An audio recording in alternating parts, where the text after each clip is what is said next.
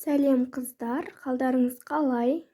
Бүгін біз осындай өте дәмі тіл үйіретін, брауниға дәмі ұқсас, өте жұмсақ болып шығатын пирог дайындайтын боламыз. Ингредиенттері өте жеңіл, әрқайсыларыңыздың үйлеріңізден табылады.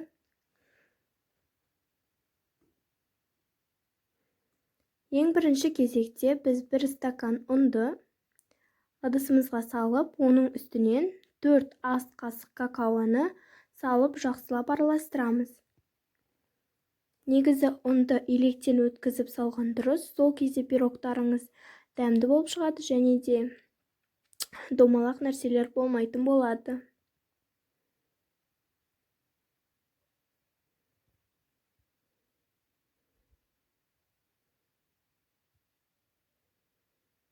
Жақсылап араластырып алғаннан кейін 1 стакан құмшекер қосып, яғни сахарды қосып, онымен де жақсылап араластырамыз. Барлығын 1 стаканмен қолданғандарыңыз дұрыс, себебі барлығының мөлшері бірдей болған дұрыс. Және 1 ас қасық тұзды салып араластырамыз, соданы уксуспен гастить етіп, онымен де жақсылап араластырамыз. Және осыдан кейін жарты стакан салқын сумен қосып араластырамыз. Салқын болуы керек. Ыстық болса, онда пирогтарыңыз көтерілмей қалуы мүмкін. Сондықтан салқын су алыңыздар. Және осыдан кейін 2 жұмыртқаны жарып саламыз. Онымен де жақсылап араластырамыз.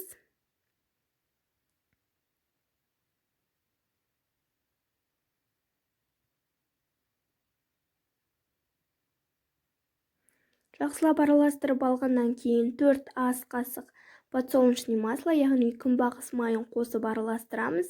Және оның текстурасы сметана секілді болуы тиіс. Видеода көріп тұрғандарыңыздай. Жақсылап араластырамыз. Және өзіңізге ыңғайлы бір форманы аласыз, яғни таба немесе басқада. Және соны майлап, осы біздің сметана секілді текстурамызды саламыз. Яғни пирогты пісіретін болып дайындаймыз.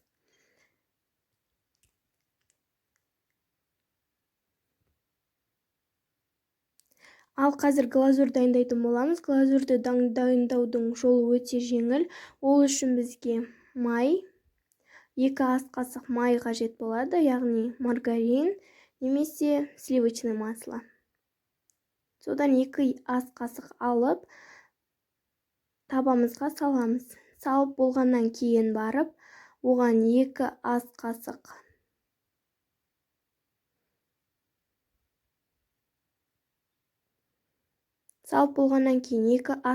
құмшекерді алып саламыз. Какаоны өз қалауларыңызша қоссаңыздар болады. 2 ас қасық. Менде ол 1 ас қасық, себебі менің пирогымның какаосы көп. Сондықтан мен оған осы 1 ас қасықты қостым. Және осыны жай отта барып қыздырып, ертіп алып келеміз. Ергеннен кейін торттың бетіне жағатын боламыз, яғни пирогымыздың бетіне жағамыз. Еріген масса осындай болып шығуы тиіс. Және үстіне 1 жағып аламыз пирогымыздың.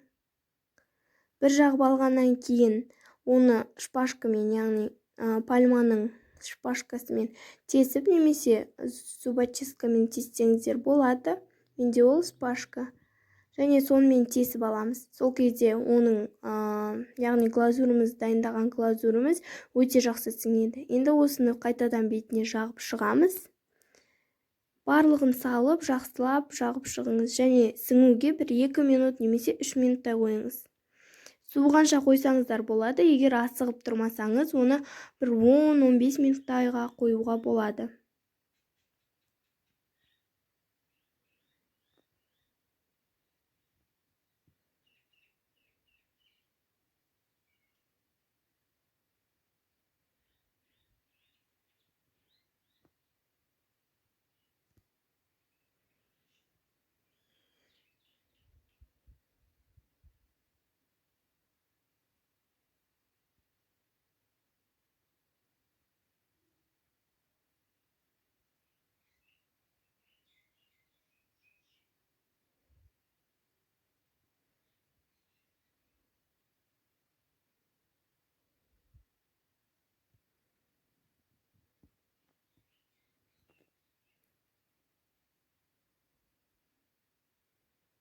мен суығанын күтпеймін, яғни сразу кесе беремін.